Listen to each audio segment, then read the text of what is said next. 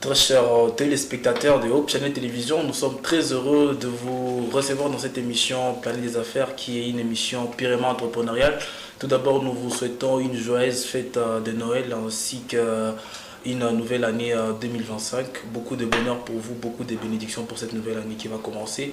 Et comme vous le savez, chaque mardi, votre émission vous vient toujours avec des nouveaux invités, avec un nouveau numéro. Et aujourd'hui, nous avons une dame de Goma qui est une jeune entrepreneur. Il s'agit de Madame Harmonie Maoua, qui est une entrepreneur de la ville de Goma que vous allez découvrir très bientôt dans cette émission Planète des Affaires.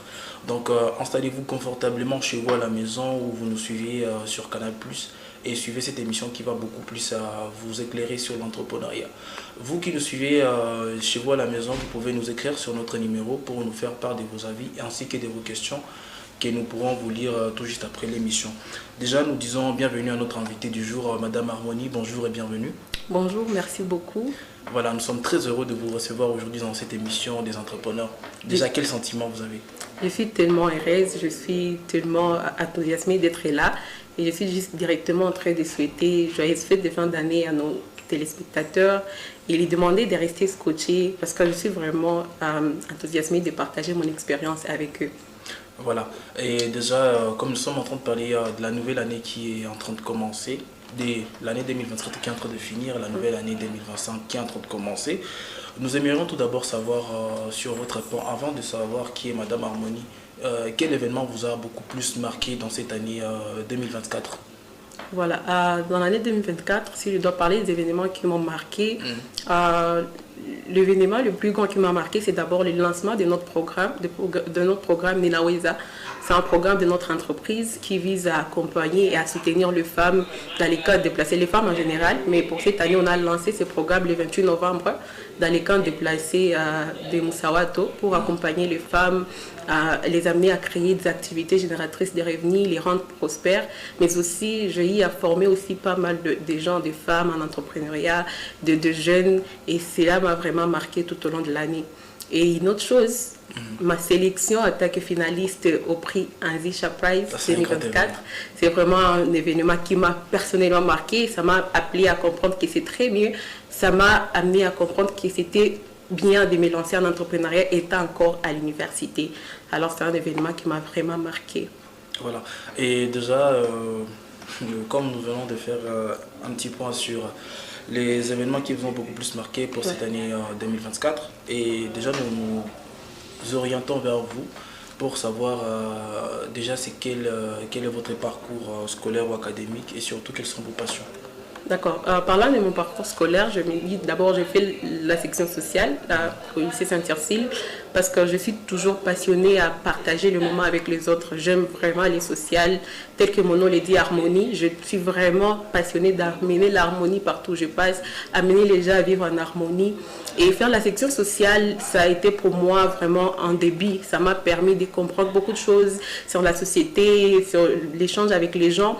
Et cela m'a vraiment aidée. Et à part ça, je suis allée à l'université faire la section, donc l'option, la faculté des sciences économiques et gestion, parce que à part ça, j'ai toujours eu ce besoin de créer des emplois, de créer une entreprise. Et à l'université, j'avais vraiment ce besoin de créer une entreprise. Et en arrivant à l'université, quand notre doyen disait que on doit toujours, ici en faculté de sciences économiques et gestion, on forme les créateurs d'emplois et pas les commandaires. Je disais waouh, je suis à ma place. Et c'est là que je poursuivis mes études à l'ILPG, en faculté de sciences économiques et gestion. Et j'ai eu ma licence en département gestion. Et de là, je continue avec l'entrepreneuriat et j'ai déjà eu à créer ma propre entreprise. Voilà, nous avons un point qui nous semble très intéressant, c'est le choix. Comment avez-vous pu savoir que vous allez faire, par exemple, la faculté des sciences économiques et pourquoi pas d'autres facultés? Comment vous avez su, quelles sont les passions qui vous ont poussé à identifier, par exemple, ces choix-là? D'accord. Premièrement, si je dois vraiment dire honnêtement, ouvertement, les choix de la faculté, c'était pas vraiment du tout facile. Au début, c'était pas vraiment facile parce que je me disais, je devrais faire le management, je devais faire quoi. Vraiment, c'était pas vraiment facile quand on finissait déjà, quand on obtenait nos diplômes. Mais après, j'ai rencontré quelqu'un qui était déjà mon aîné en faculté des sciences économiques et gestion. Et il m'a dit, normalement, chez nous, si tu viens en faculté des sciences économiques et gestion avec ta passion, si tu aimes créer une entreprise, c'est vraiment facile. Ça serait vraiment possible pour toi parce que là, on est vraiment axé sur la création d'entreprises. Et je m'étais dit, oui, je vais m'orienter en économie. Voilà, c'est très intéressant. Et que dites-vous à ces personnes-là qui pensent que l'école c'est inutile, l'université surtout c'est inutile? Que dites-vous à ces personnes-là? Bon, en tout cas, honnêtement, si je dois dire quelque chose aux personnes, vous êtes là, vous me suivez disant que l'école c'est inutile, je dirais vraiment que l'école n'est pas inutile. L'école a sa place. Parce que c'est inutile lorsqu'on part étudier sans savoir qu'est-ce qu'on doit faire après nos études, pourquoi on part étudier. Parce que souvent, la plupart des gens s'orientent ou soit vont à l'université sans pour autant savoir pourquoi je vais étudier. Et quand tu ne sais pas pourquoi, tu perds ton temps, tu n'es pas concentré et après tu penses que l'école c'est inutile. Et pourtant l'école vraiment a sa place. Même dans tout ce dont on doit faire, dans tout ce dont nous faisons, vous pouvez toutefois vous rendre compte que les gens qui ont étudié, c'est des marques toujours des gens qui n'ont pas étudié. Du coup, vous pouvez être deux personnes, on dit après tes prestations, on te demande est-ce que tu as même étudié toi? Parce que ce dont tu fais, ça ne ressemble pas à quelqu'un qui a étudié. Donc on ne doit pas négliger l'école. L'école a sa place. Ouais, l'école a vraiment sa place. Voilà, c'est très intéressant. Et nous avons entendu parler de vous en tant que finaliste du Grand Prix Anzija. Et déjà, vous venez même de citer ça parmi vos plus grands événements de l'année 2024. Et tout d'abord, nous aimerions savoir quelle a été votre expérience avec Anzija Prize et comment ça se passe. D'abord, c'est quoi Anzija? D'accord. Si je dois parler de Anzija, Anzija c'est un programme international qui est axé sur l'accompagnement des jeunes entrepreneurs. Donc, c'est un programme qui se base, qui aide et accompagne les jeunes entrepreneurs à faire grandir, à avancer leur entreprise. C'est quoi son champ d'action?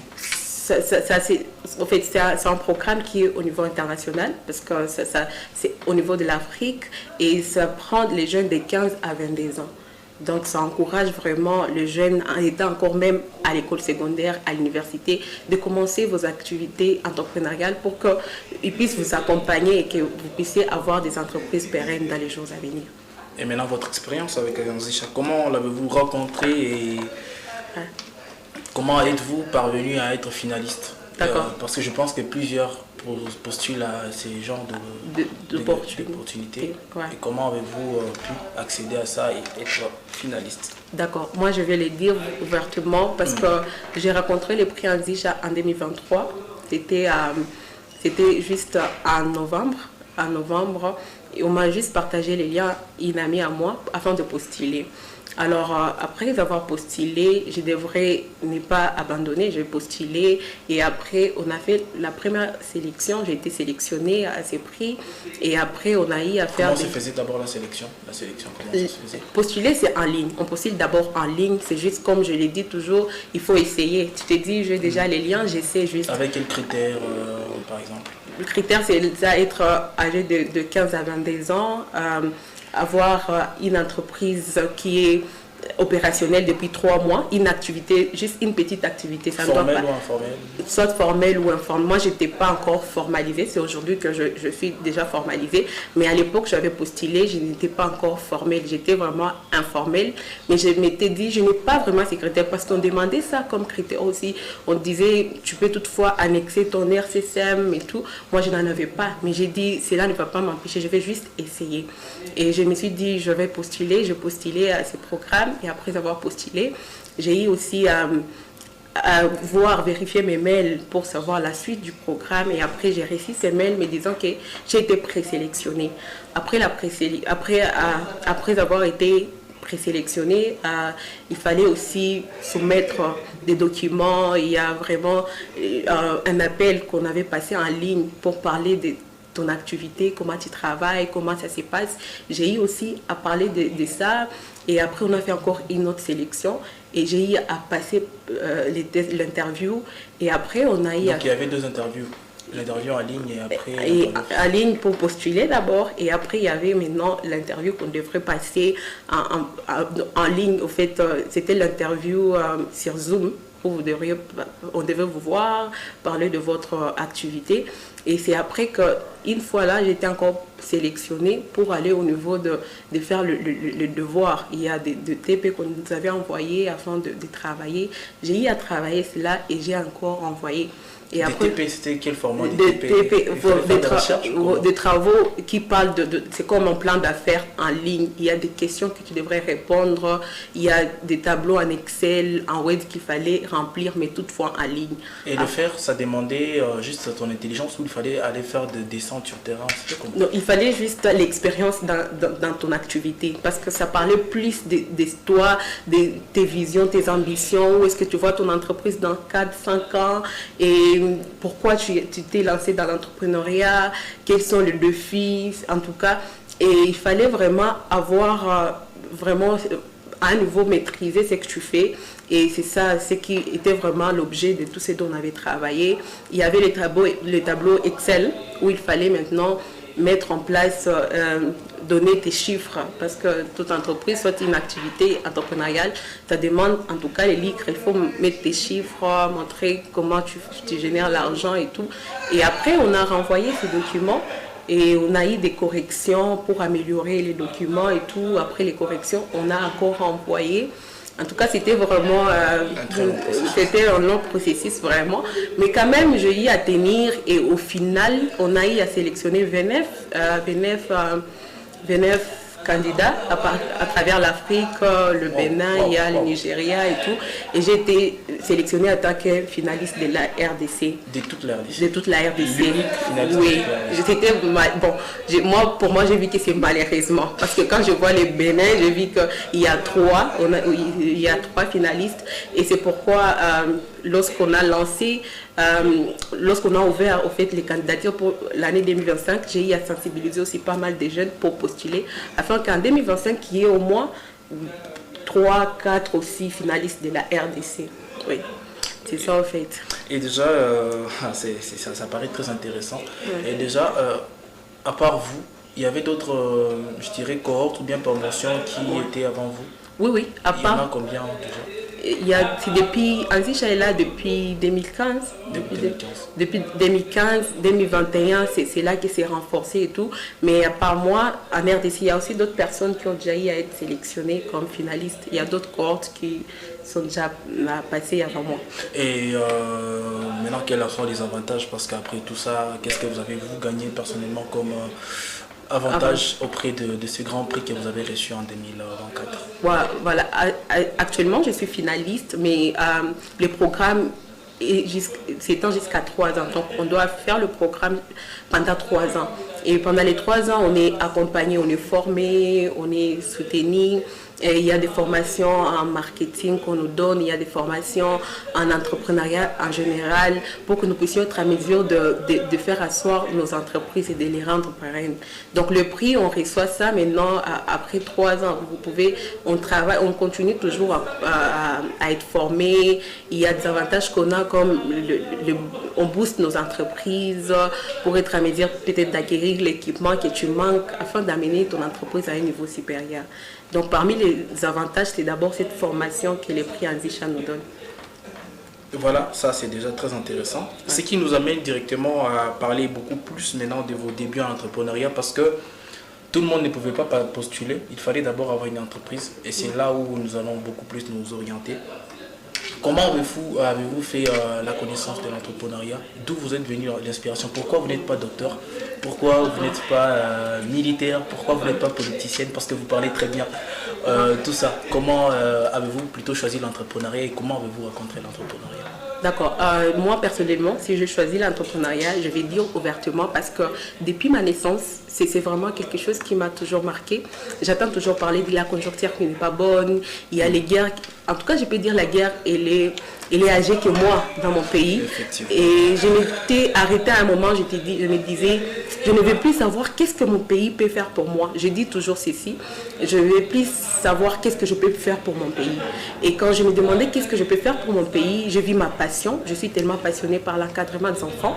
Et quand j'ai vu ma passion, là où je vais aller, j'ai vraiment des ambitions humanitaires, je m'étais dit, je dois avoir l'argent, je dois avoir le moyen pour être à mesure de subvenir à mes besoins. Et quand je voulais subvenir à mes besoins, je me suis maintenant confrontée à cela, à ces finances. Je me disais, qu'est-ce qui peut me rendre financièrement indépendante? Et alors, c'est là que j'ai eu à faire des recherches. J'ai compris vraiment que l'entrepreneuriat, c'est aussi un moyen nécessaire pour avoir suffisamment l'argent afin d'atteindre aussi nos objectifs. Il y a aussi d'autres choses qui m'a poussée dans cela. Quand je voyais les gens finir au chômage, après 5 ans à l'université, tu es chômeur et tout. Moi, je me disais, je dois aussi être à mesure de pallier à cela, être à mesure de contribuer à la création des emplois. Et c'est là que je me suis dit, je dois vraiment entreprendre. Je dois chercher la faculté qui peut me permettre d'étudier et être à mesure de créer une entreprise. C'est maintenant que je m'étais lancée, je m'étais orientée en économie pour que je sois à mesure de créer une entreprise. Et après, l'idée d'entreprendre maintenant, vraiment véritablement, parce que quand j'ai commencé l'université, je n'entreprenais pas encore.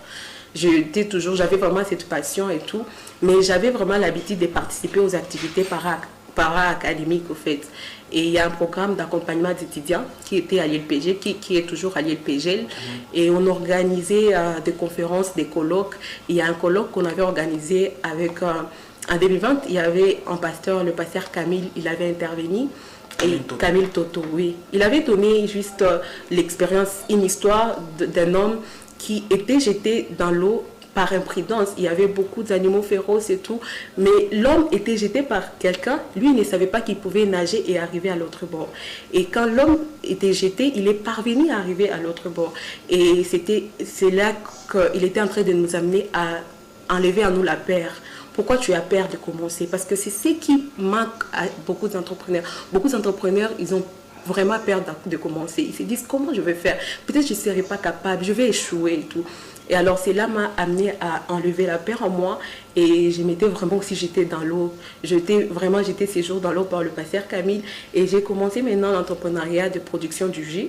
Parce que je faisais en 2021. C'était en décembre 2020. Maintenant, en 2021, j'ai commencé maintenant mes débuts en entrepreneuriat. Parce que normalement, je faisais les jus à la maison. Et c'est là que je m'étais dit comment je vais faire de ces jus une activité génératrice de revenus. Vu qu'on le faisait avec beaucoup de vertus pour la santé. Et je me suis dit comment je vais faire pour que ces jus puissent être à mesure maintenant de faire entrer de l'argent. Au-delà de le faire pour la famille, que je puisse en faire une activité génératrice de revenus. Et c'est là que j'ai commencé maintenant avec vraiment timidement et je me suis vraiment ainsi lancée en entrepreneuriat. J'ai commencé à proposer mes produits auprès de certains clients qui étaient prêts à acheter vraiment ces jus. Et j'ai aussi, après le jus, on a aussi ajouté la farine de bouillie et c'est là qu'on a vraiment commencé à entreprendre. Voilà, je pense que votre parcours inspire la plupart de nos téléspectateurs qui nous suivent à pareil moment. Mais je vois directement, je soupçonne nos téléspectateurs, femmes ou filles qui nous suivent actuellement, de se poser une question. Parce que la plupart des femmes, des filles, cherchent à avoir cette autonomie-là. Mais souvent, elles ne sont pas rapides, elles ne se lancent pas dans l'entrepreneuriat. Ouais. Alors, quel message pouvez-vous déjà lancer à ces femmes-là, à ces filles-là? Parce qu'elles n'ont pas l'autonomie. Elles attendent tout des hommes et les hommes ont tendance à les dominer juste pour ça. Ouais. Alors quel message pouvez-vous lancer aux autres femmes qui nous suivent à pareil moment? Voilà, le plus grand message que je peux lancer aux autres femmes qui me suivent actuellement, c'est juste être à mesure de connaître sa valeur. Parce que quand on connaît qui on est, cela nous permet de travailler comme il faut. Parce qu'à un niveau, tu te dis, je dois dépendre des normes. C'est ça même l'objectif de notre programme Ninaweza. Ninaweza, c'est un programme qui, en Swahili, mais en français, c'est je peux, pour faire comprendre à une femme qu'elle est capable. Elle est capable de travailler de ses propres mains, de faire travailler sa tête pour avoir l'argent d'une manière légale. Parce que si un homme est capable aussi de travailler vous étudiez ensemble, soit vous avez presque les mêmes compétences, si cet homme est à mesure de travailler, pourquoi pas toi? C'est la question que tu dois te poser en premier. Et quand tu te poses cette question, tu te rends compte que tu as des valeurs, tu as des compétences, que tu dois aussi exploiter et mettre cela en faveur de la société. Donc une femme qui est en train de me suivre maintenant et qui se dit comment je dois avoir le moyen, on a vraiment de moyens. Moi, quand j'ai commencé, je vis mon téléphone. Je dis, j'ai un téléphone à moi qui coûtait à l'époque $110. Et c'est mes parents qui l'avaient acheté. Et après, je me disais, si je vends ces téléphones, facilement, je peux être en mesure d'entreprendre et gagner plus d'argent et m'acheter des téléphones. Et aujourd'hui, j'ai maintenant des téléphones, je peux avoir le téléphone comme je veux. Alors, c'est pas, être femme, c'est pas vraiment l'esquisse qu'on peut présenter, mais c'est juste être à mesure de se dire je peux faire quelque chose aussi pour l'avancement de mon pays tout en conservant mes valeurs, parce que c'est aussi un défi dans l'entrepreneuriat féminin. En tout cas, moi je vois que c'est un problème, c'est un défi à relever. Mais moi, personnellement, il y a ces gens où tu pars proposer ton produit, la personne pense qu'au-delà de vendre ton produit, tu es aussi en train de te vendre. Et c'est aussi vraiment quelque chose, c'est un défi à relever. Être à mesure de vendre ton produit, mais vendre réellement ton produit. Parce que si tu es femme, tu as des limites, tu es en train de vendre ton produit et tu te vends, moi je dis toujours que tu n'es pas entrepreneur, tu es prostituée. Ça, c'est vraiment, permettez les termes en tout cas, c'est vraiment la prostitution déguisée. Parce qu'on doit être à mesure d'entreprendre et savoir vraiment pourquoi. Le pourquoi nous permet de mettre des barrières sur notre chemin et d'avancer convenablement. Alors tu es femme, tu veux entreprendre, lance-toi, mais n'oublie pas tes valeurs et n'oublie pas pourquoi tu es en train d'entreprendre. Parce que tu es aussi à mesure de faire quelque chose pour l'avancement de notre pays et l'avancement du monde. Alors moi je pense que je vais en profiter parce que nous n'avons pas souvent des femmes entrepreneurs dans cette émission. Les femmes ne sont pas très souvent souples pour les émissions. Moi je pense que je vais en profiter. Alors vous avez parlé de la conservation de ces valeurs parce que ce qui est sûr, un homme qui entreprend est beaucoup plus à l'aise et plus... il se sent beaucoup plus à l'aise dans le secteur qu'une femme. Parce qu'une femme, comme vous l'avez dit, en dehors de vendre ses produits, les hommes vont avoir des idées derrière la tête en pensant qu'il est aussi en train de se vendre. Alors comment faites-vous pour conserver vos valeurs et de garder toujours la même posture d'entrepreneur? Très bien. Moi, je pense que l'idéal, quand on veut vraiment conserver ses valeurs en tant que femme et on est en train aussi d'entreprendre, moi, je constate que ce qui est plus nécessaire, c'est d'être à mesure d'abord de se former. Parce qu'il y a beaucoup de gens qui veulent camoufler leur incompétence et derrière leur corps. Tu veux camoufler tes incompétences et c'est là que tu commences aussi à utiliser ton corps pour avoir ce que tu as besoin au lieu de te former, d'être à mesure de proposer un beau produit. Parce qu'à un niveau, lorsque tu es vraiment capable, lorsque tu es compétente, il y a les niveaux où ce n'est pas ton corps qui va te faire passer, c'est tes compétences, c'est ta capacité de faire bien les choses. Et lorsque tu proposes, moi personnellement, je me dis toujours, je dois travailler mon produit, faire de mon produit un meilleur produit, Mahou Adjuis, pour que ça soit à mesure de concurrencer le marché, afin que la personne, lorsqu'elle va m'appeler pour livrer le jus, qu'elle puisse m'appeler disant que c'est aussi un jus de bonne qualité, et non pas que c'est fade, c'est pas une bonne qualité et je vais essayer un peu de commencer, moi-même je vais commencer à utiliser mes charmes pour que la personne puisse acheter chez moi. Non, moi j'essaie un peu de dire que l'incompétence, utiliser son corps pour avoir ce qu'on a besoin, c'est camoufler notre incompétence. Alors moi j'invite certainement une femme qui aussi qui se dit peut-être je ne serai pas à l'aise en entrepreneuriat. Non, en tout cas il n'y a pas vraiment quelque chose de ne pas être à l'aise.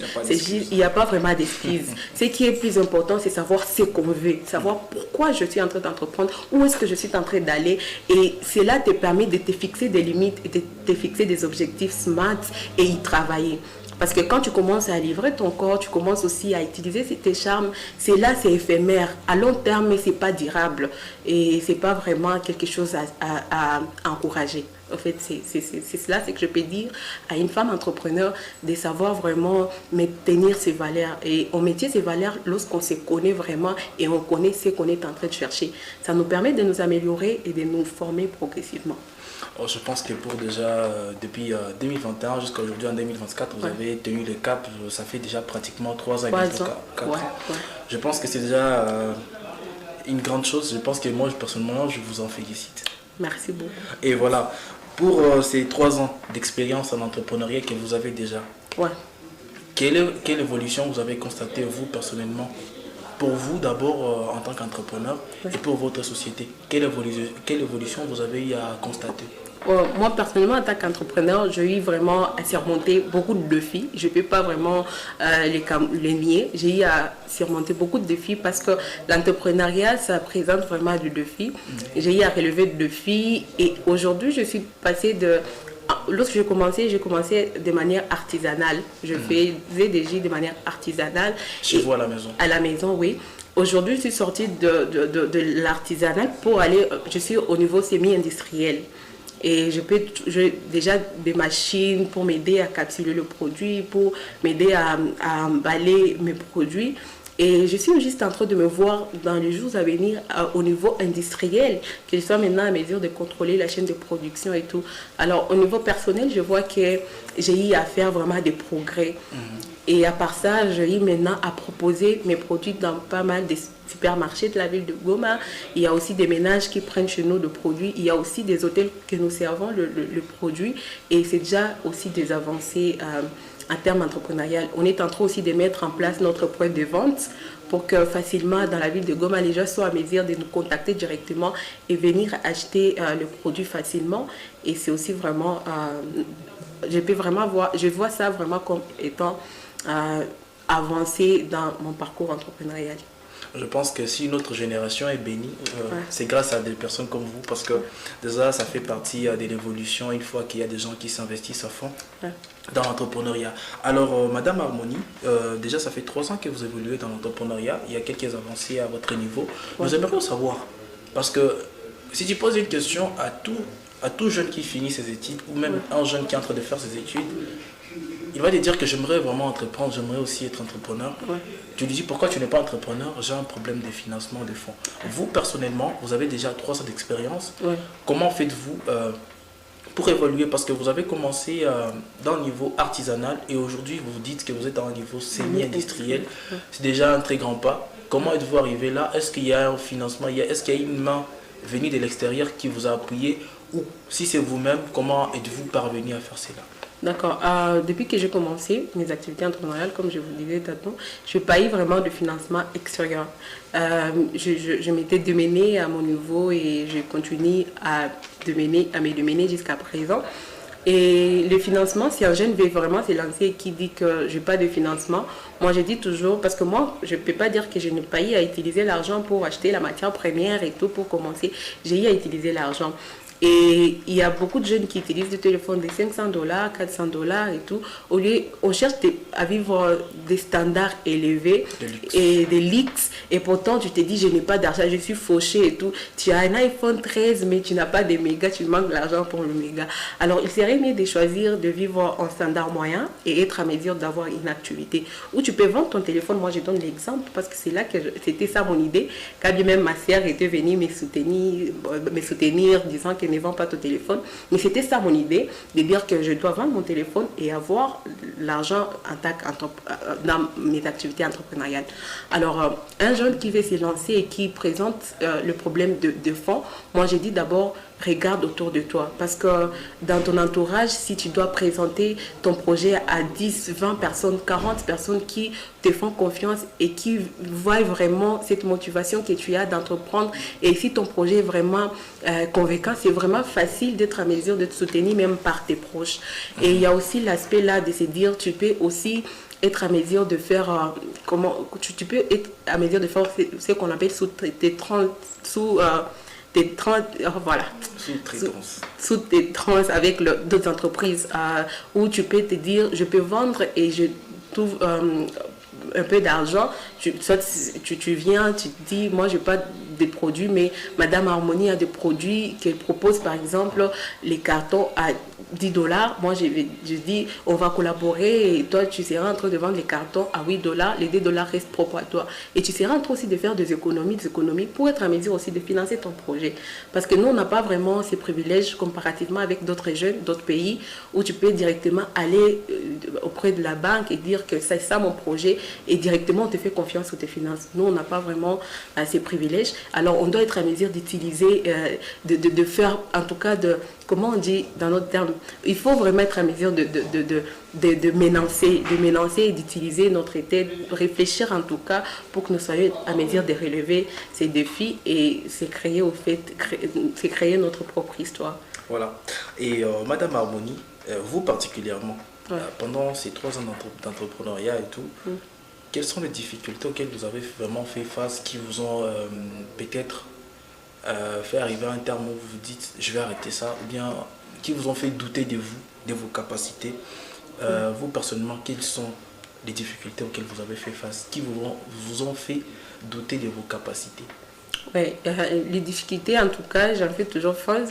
Je suis en train de faire face à cela même actuellement. C'est juste le problème de manque d'une grande capacité de production. Parce que moi, je me dis toujours, le niveau semi-industriel, le niveau artisanal n'est pas à mesure aussi de combler le marché. Parce qu'il y a un niveau où il y a vraiment cette forte demande, mais tu n'es pas à mesure de couvrir. Et oui, il y a des ruptures de stock qui s'installent et tout. Et c'est vraiment parmi les difficultés. C'était aussi par suite des manques d'équipement, de matériel, d'équipement pouvant nous aider à produire en grande quantité. Et c'était vraiment un problème. Il y a aussi, le deuxième problème, c'est que je peux toutefois soulever manque de confiance de la part des institutions de microfinance, soit des institutions capables de financer, soit de donner le prêt aux jeunes. Il y a beaucoup de processus et tout qui sont là et qui peuvent vraiment te décourager. Tu te dis, est-ce que vraiment c'est important d'entreprendre et tout. Il y a aussi le problème, si je peux dire vraiment, il y a ces problèmes-là de théorie au niveau du gouvernement. Théoriquement, il y a l'aspect là, on vous donne vraiment des aspects soit pour aller commencer le processus de formalisation. Au niveau théorique, c'est bien, mais quand il arrive en pratique, il y a vraiment beaucoup, on vous bouscule autant et tout. Ça m'avait vraiment amené à me dire, est-ce que vraiment entreprendre au Congo, c'est une bonne idée? Mais quand j'ai recommencé, je vis mes bases, comme le livre les livres là de 7 habitudes des personnes efficaces nous dit au niveau de deuxième habitude qui nous demande de connaître dès le départ où vous voulez aller. Je me suis arrêtée, je me suis dit, bon, où est-ce que je suis en train d'aller? Pourquoi je suis en train d'entreprendre? Est-ce que vraiment, si au niveau pratique, je raconte que les théories et la pratique ne coïncident pas avec les attentes de notre gouvernement, est-ce que cela peut me décourager? Et je m'étais dit, non, je dois toujours avancer parce que j'ai vraiment une ambition, je sais où est-ce que je suis en train d'aller et pourquoi j'ai commencé l'entrepreneuriat.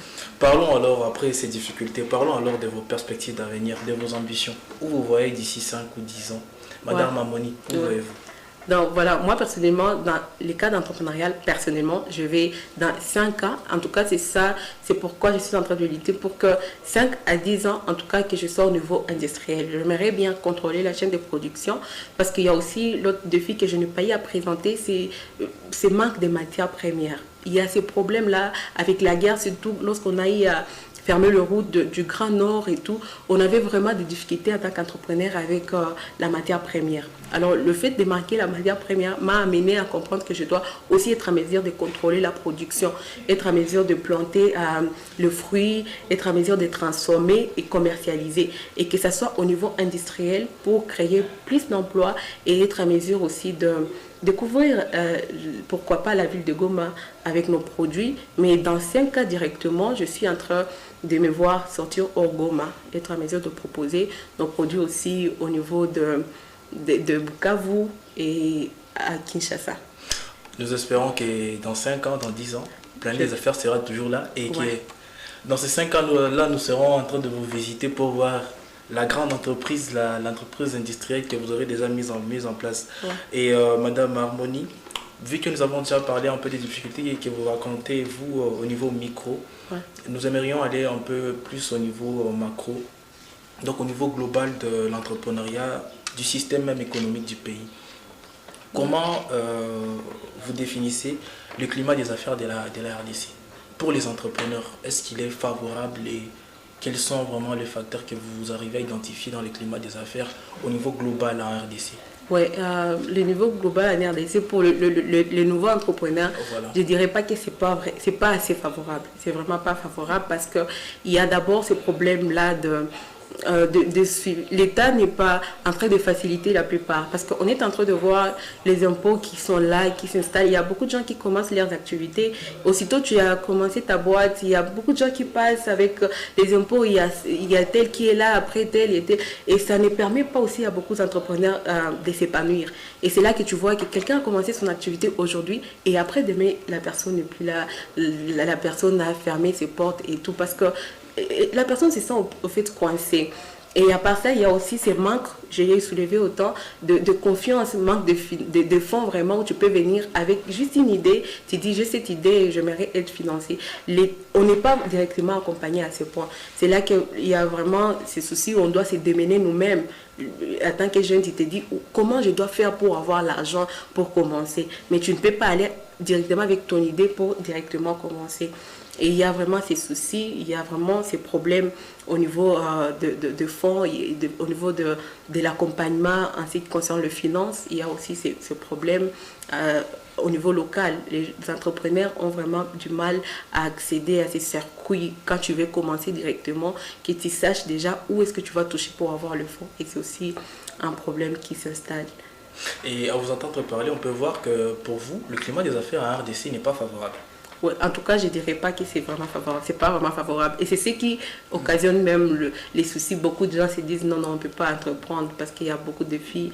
Les gens qui ne veulent pas vraiment souvent se lever les défis se disent non, il faut vraiment arrêter, et on n'a pas vraiment besoin de nous mettre dans des situations difficiles. Et si le climat des affaires n'est pas favorable en RDC, il y a forcément des responsables. Selon vous, est-ce le gouvernement, est-ce la jeunesse ou bien la population, où les responsabilités sont partagées? Ouais, moi je vais dire ouvertement, selon mon expérience, je dis que les responsabilités sont partagées. Mais ce n'est pas à 50%, ce n'est pas 50-50. C'est à combien de pourcents? C'est moi, je vais dire, bon, en tout cas je vais peser mes mots, que le gouvernement à sa part, je peux voir 60%, parce que à un niveau donné, il y a beaucoup de choses qui sont théoriquement parlées. Comme je vous ai donné mon expérience, quand on a parlé du guichet unique de création d'entreprise, quand on a commencé, théoriquement, on disait que l'établissement, c'est $40, la société, c'est $80. Ça, c'est théoriquement. Mais quand tu pars sur terrain, il y a beaucoup de... On vous bouscule en tout cas. Il y a ces frais qui s'installent d'accélérement de dossier. Tu te dis, est-ce que ce frais d'accélérement de dossier, c'est vraiment aussi nécessaire? Et moi, je veux voir qu'il y a ce manque de suivi de la part de gens qui instaurent de règles pour faciliter le climat des affaires. C'est sérieux. Il y a vraiment cette bonne volonté, mais il n'y a pas aussi de suivi. Il y a ce manque de suivi de la part du gouvernement. Et de la part de nous jeunes et aussi les entrepreneurs, il y a aussi ce manque d'information. Même, je vais vous dire au niveau de la fiscalité, parce que c'est ce qui met vraiment mal à l'aise beaucoup d'entrepreneurs. Il y a des informations qui sont là, mais on n'a pas vraiment la possibilité de se dire on doit se former pour savoir quel est l'impôt que je dois payer, quel est l'impôt que je ne dois pas payer. Et après, lorsque tu n'es pas informé, lorsque tu ne sais pas tes droits, parce que quand tu ne sais pas vraiment tes droits, c'est facile de rencontrer des problèmes, c'est facile de violer tes droits lorsque tu ne sais pas vraiment quels sont tes droits. Alors quand tu sais tes droits, tu connais qu'est-ce que je dois payer comme impôt, qu'est-ce que je ne dois pas payer. À force de se former et de s'informer, ça te permet d'être à mesure de résoudre, au fait, de pallier ces défis et de te sentir plus ou moins à l'aise, même si le climat n'est pas favorable, de se dire que je dois être à mesure de me tenir, je dois être à mesure d'essayer toujours. Parce que si tout le monde abandonne, qui va relever le défi? Ça aussi. Alors c'est important de tenir, peu importe, parce que tu te dis, quand ça ne va pas, quand tu sais qu'ici ça ne va pas, peut-être c'est toi la solution, c'est toi qui dois relever ces défis. Alors c'est important d'être à mesure aussi de collaborer en harmonie et surtout avec le gouvernement, d'être à mesure de collaborer.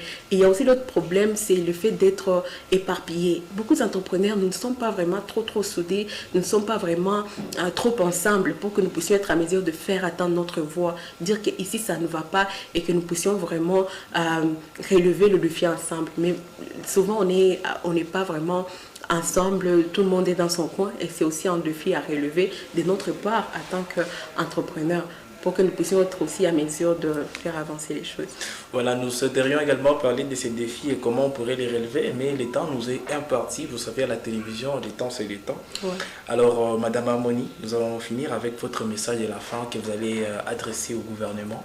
Ouais. Un message de la fin que vous allez également lancer aux jeunes entrepreneurs. Entrepreneurs ou passionnés de l'entrepreneuriat. Voilà, je vais commencer par les jeunes entrepreneurs ou les personnes passionnées de l'entrepreneuriat, de se dire que les défis sont là, mais il ne faut pas avoir peur de l'échec. Parce que la plupart des gens hésitent de se lancer parce qu'ils ont vraiment la peur de l'échec. Alors, si tu n'essayes pas, l'unique manière d'échouer, c'est de n'avoir jamais essayé. Alors, si tu as vraiment les ambitions de commencer, aujourd'hui, moi, j'ai déjà partagé mon expérience, j'ai eu vraiment à remporter des prix et tout. C'est parce qu'un jour, je m'étais décidée de me lancer. Alors, si tu as des idées, aujourd'hui, c'est le temps.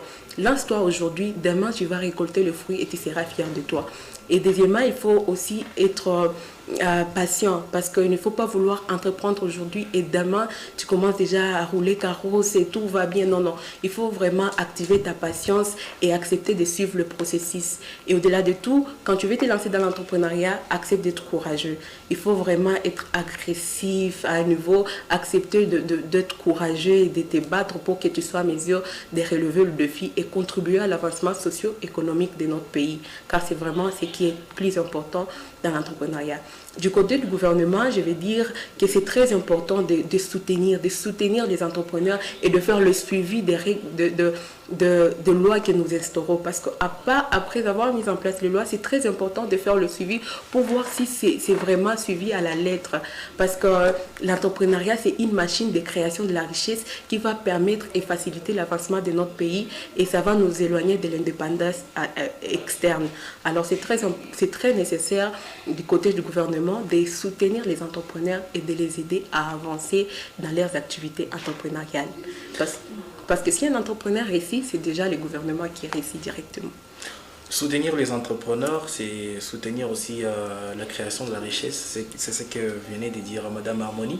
Voilà que nous sommes en train de mettre un petit point final à cette émission. Nous remercions Madame Harmonie d'avoir accepté notre invitation. Merci beaucoup de m'avoir aussi invité. Je suis honorée d'avoir passé au sein de cette émission Planète des Affaires.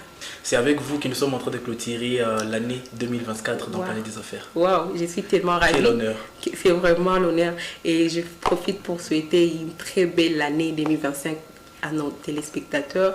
Et je suis rassurée que toute personne qui veut entreprendre aujourd'hui, elle va se décider de se lancer. Parce que l'unique manière d'échouer, c'est de n'avoir jamais essayé. L'unique manière de jouer, c'est de n'avoir jamais essayé, c'est que vient nous dire Madame Harmonie Maoua, notre invitée d'aujourd'hui dans l'émission Planète des Affaires.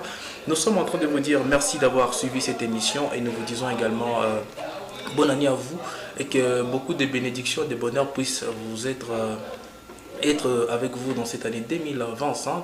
Nous vous disons encore une fois merci d'avoir suivi l'émission Planète des Affaires et vous disons au prochain numéro en 2025.